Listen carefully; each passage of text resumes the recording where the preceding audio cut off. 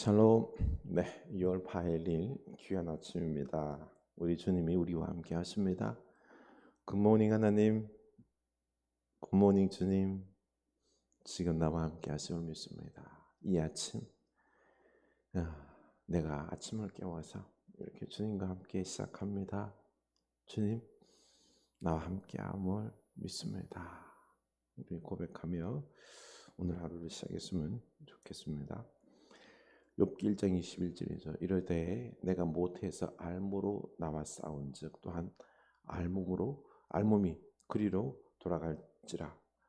주신 이도 여호와시요 또 거두신 이도 여호와시오니 여호와 이름이 찬송을 받으실지니이다. 아멘. 욥기 1장 21절 말씀입니다. 로마서 7장 1절부터 13절 말씀입니다. 오늘 아침에는 로마서 7장 1절에서 13절입니다. 형제들아, 내가 법 아는 자들에게 말하노니 너희는 그 법이 사람이 살 동안만 그를 주관하는 줄 알지 못하느냐. 남편이 있는 여인이 그 남편 생전에는 법으로 그에게 매임받으나 만일 그 남편이 죽으면 남편의 법에서 벗어나느니라. 그러므로 만일 그 남편 생전에 다른 남자에게 가면 음녀라. 그러나 만일 남편이 죽으면 그 법에서 자유롭게 되나니 다른 남자에게 갈지라도 음녀가 되지 아니하느니라. 그러므로 내 형제들아, 너희도 그리스도의 몸으로 말미암아 율법에 대하여 죽임을 당하였으니 이는 다른 이 곧 죽은 자 가운데서 살아나신 이에게 가서 우리가 하나님을 위하여 열매를 맺게 하려 함이라. 우리가 육신에 있을 때에는 율법으로 말미암는 죄의 정욕이 우리 지체 중에 역사하여 우리로 사망을 위하여 열매를 맺게 하였더니 이제는 우리가 얽매였던 것에 대하여 죽었으므로 율법에서 벗어났으니 이러므로 우리가 영의 새로운 것으로 섬길 것이요 율법 조문에 묵은 것으로 아니할지니라. 아멘. 네. 오늘 이 말씀은 그 앞에 6장 15절에 보면은요, 우리가 법 아래에 있지 않고 은혜 아래에 있으니 죄를 지어도 되는가라는 어떤 질문에 대한 답입니다. 다시 말해서요, 우리가 이제는 법 아래에 있지 않고 은혜 아래, 우리 주님 안에 있잖아요, 그렇죠? 그래서 우리는 이제 법 아래에 있지 않고 법에 대해서 죄에 대해서 죽었기 때문에 이제 은혜 아래에서 우리 새 법 속에서 주님 안에서 살기 때문에 그러면은 이제 나는 죄를 지어도 상관없지 않는가라는 질문이에요. 흔히 구원파들이 말하는 거죠, 그렇죠? 우리가 이제 구원 받았으니까, 그렇죠? 우리는 죄에 대해서는 법에 대해서는 이제 아예 죽었고 우리는 이제 그것과 상관없는 죄가 없는 새로운 몸이 되었기 때문에 이제는 죄를 짓고 살아도 이 죄가 되는 것 아니지 않냐? 라고 질문을 하는 것입니다. 이것에 대해서 우리가 죄를 지어도 이 죄가 아무런 죄가 되지 않는 이런 것도 아니냐라는 것에 대한 어떤 이제 또 한 번의 답이 되는 것입니다. 부부 관계로 이야기하고 있습니다. 남편과 아내의 관계. 남편이 법이라는 게 그런 거예요. 살아있을 동안만 법이 우리를 주관하듯이 우리가 죽으면 법은 우리를 주관할 수가 없어요. 다스릴 수가 없어요. 이 이야기를 다시 이 부부관계로 이 법이 남편이라고 예를 들고 있는 거죠. 2절 보면요, 남편이 있는 여인이 그 남편 생전에는 법으로 그에게 매임받으나 만일 그 남편이 죽으면 남편의 법에서 벗어나느니라. 그거죠. 아내가 남편이 있을 때 남편이 죽으면 남편에게서 벗어나는 거예요. 다시 말해서 남편이 있을 때에는 다른 남자와 만나면은 어떻게 돼요? 엄녀가 돼요. 다른 남자에 가면은 엄녀가 되지만은 남편이 죽었어요. 그런 상태 속에서 다른 남자에게 가도 죄를 범하는 게 아니에요. 엄녀가 아니에요. 왜요? 남편이 죽었기 때문에. 난 자유인이 되었기 때문에 다른 남자와 결혼해도 된다라는 것입니다.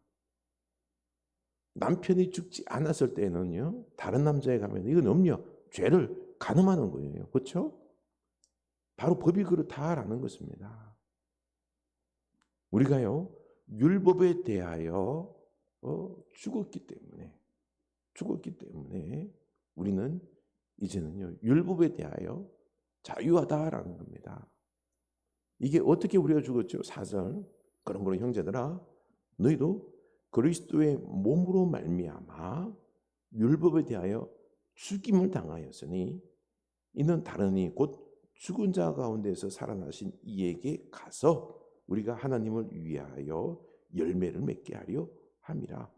우리가 어떻게 죽었는가 하니 그리스도의 몸으로 말미암아 율법에 대하여 죽임을 당했다라고 했어요. 예수 그리스도께서 십자가에서 죽었죠.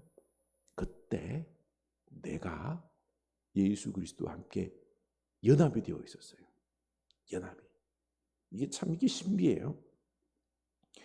우리가 그리스도 안에 있으면서 그리스도와 연합되어서 예수님께서 십자가에서 죽을 때 그때 누가 죽었죠? 내가 죽은 거예요.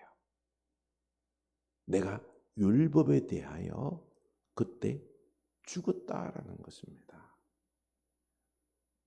그래서 이제는요, 우리는 율법에 대하여 죽었기 때문에 율법에게 내가 주관당하지 않습니다. 다스림받지 않습니다. 이제 나는 율법 바이바이. 율법 너는 나를 다스릴 수가 없어. 율법과 이제 상관없이 된 거죠. 대신에 예수님께서 부활하셨죠. 그렇죠? 다시 말해서 우리는 또 예수님과 부활하셔서요. 다르니 곧 죽은 자 가운데서 살아나신 이에게 가서 우리가 하나님을 위하여 열매를 맺게 하려 함이라. 예수님과 함께 연합하여 부활했다라는 것입니다. 예수님과 함께 결혼했다. 신랑 되신 예수님과 신부된 우리는 이제는요 부활하여 함께 연합하여 이제는 새로운 남편, 새로운 신랑 예수님과 함께 이제는 죄가 아니라 법이 아니라 하나님을 위하여 그렇죠? 열매를 풍성히 맺으며 살아가는 이제는 새로운 인생, 영생의 인생, 거룩한 인생을 살며 열매를 많이 맺게 된다라는 것입니다. 그렇죠? 우리는 예수님과 연합되어 있다라는 이게 너무 중요한 영적인 사실이에요. 영적인 진실이에요. 그러니 여러분 이게 얼마나 우리가 예수 믿는 게 참 복된 게 몰라요. 복된지 모릅니다. 우리는 예수님과 연합되어 있는 거죠. 그렇죠? 하나가 되어 있는 겁니다. 그래서 지금도 예수님과 부활하신 예수님과 연합하여 하나가 되어서 살아가는 것입니다. 그래서 우리가 이제 실제적으로 주님과 하나 된 삶을 살아갈 때 열매를 풍성하게 맺게 된다는 거죠. 그렇죠? 이제 5절. 그러면 우리가 육신에 있을 때에는 율법으로 말미암는 죄의 정욕이 우리 지체 중에 역사하여 우리로 사망을 위하여 열매를 맺게 하였더니 이 말씀은요. 우리가 이제 그 육신에 있을 때 율법에 있을 때와 이제 내가 율법에 대해 죽었을 때의 새로운 삶과 이 대조적으로 다시 한번 설명하고 있는 것인데요. 율법으로 말미암는 죄의 정욕이 우리 지체 중에 역사하여 우리로 사망을 위하여 열매 맺게 하였더니 그래요. 이제 예수를 모를 때 육신에 있을 때는 율법 때문에 죄의 정욕이 우리 지체 중에 역사하여서요. 우리로 사망을 위하여 열매 맺게 했다라는 것입니다. 우리가 이렇게 율법 아래에 있을 때에는 이 죄의 다스림을 받았어요. 죄를 짓는 사망에 이르는 참 비참한 삶이 되었다라는 것이죠. 그런데 이제는요 달라졌죠. 우리가 얽매였던 것에 대하여 죽었으므로 율법에 대하여 죽었으므로 율법에서 이제 벗어났어요. 죄와 사망에서 벗어났다는 거죠. 그렇죠? 이제는요, 우리의 영의 새로운 것으로 삼길 것이요, 율법 조문의 묵은 것으로 아니할지라. 이렇게 우리가 확 율법에 대하여 죽고 180도 다른 삶이 된 것입니다. 자, 그런데 7절에서 이렇게 말하고 있습니다. 그런즉 우리가 무슨 말이 하리요? 율법이 죄냐? 그럴 수 없느니라. 율법으로 말미암지 않고는 내가 죄를 알지 못하였으니 곧 율법이 탐내지 말라 하지 아니하였더라면 내가 탐심을 알지 못하였으리라. 근데 이제 질문하는 거죠. 율법이 우리를 죄를 짓게 하고 우리를 사망에 이르게 했다라고 하는데요.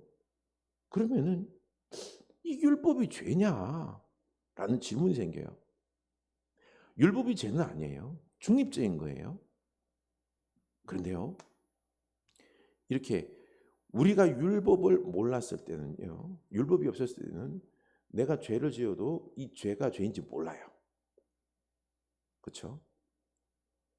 그냥 그렇게 살았는데, 그런데 율법을 알게 되었어요. 근데 율법으로 바라보니까 내가 죄를 짓고 있는 거예요. 내가 지금 탐심을 내서요, 지금 도둑질하고 탐하고 있는 겁니다. 이게 죄라는 거 알았어요. 율법을 몰랐을 때 이게 죄인 줄 몰랐어요. 근데 그 죄인 줄 몰라서도 죄를 짓고 있었죠. 그렇죠? 그런 거죠. 율법을 알므로 말미암아 이제는요, 이게 죄라는 걸 더 확실히 알게 된 거죠. 아예 알게 된 거예요. 그래서 지금 율법 때문에 죄도 알게 되고, 이제는 내가 죽음에, 사망에 이른다는 것, 죄 아래에 있다는 걸 확실하게 알게 된 겁니다. 그렇다고 해서요, 내가 이 율법에서, 사망에서, 죽음에서 벗어날 수 있느냐, 죄에 대해서 벗어날 수 있느냐, 그럴 수 없다는 거예요. 율법이 우리를 죄와 사망에서 벗어나게 할 수가 없는 거죠.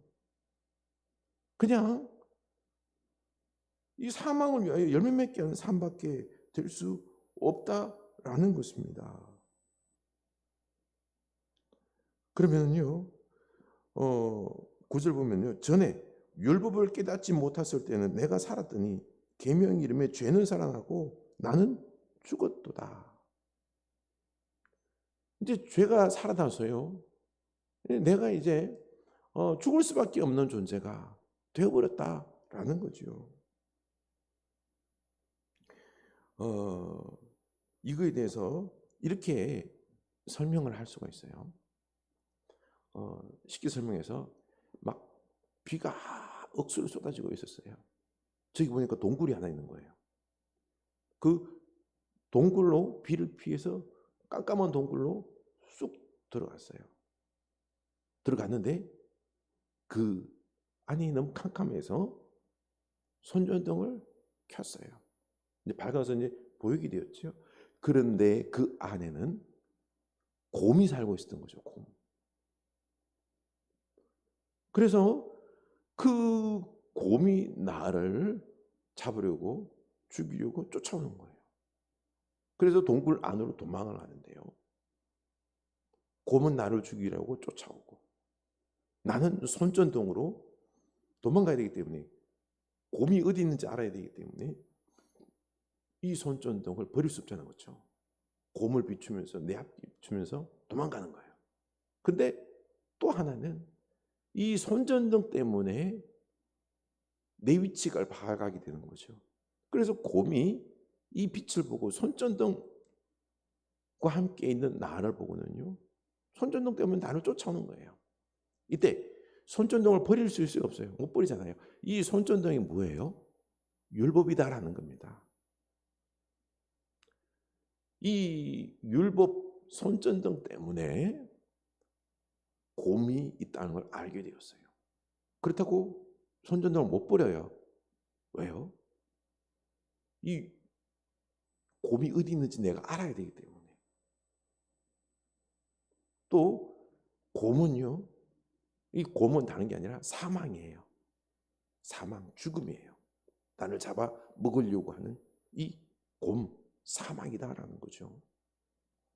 그래서 나는 어쩔 수 없이 사망을 피해서 다니지만은요, 곰의 표적이 되어서 사망의 표적이 되어서 결국 이 사망에게, 곰에게 잡아먹히게 된다라는 거죠. 이런 관계다라는 것입니다.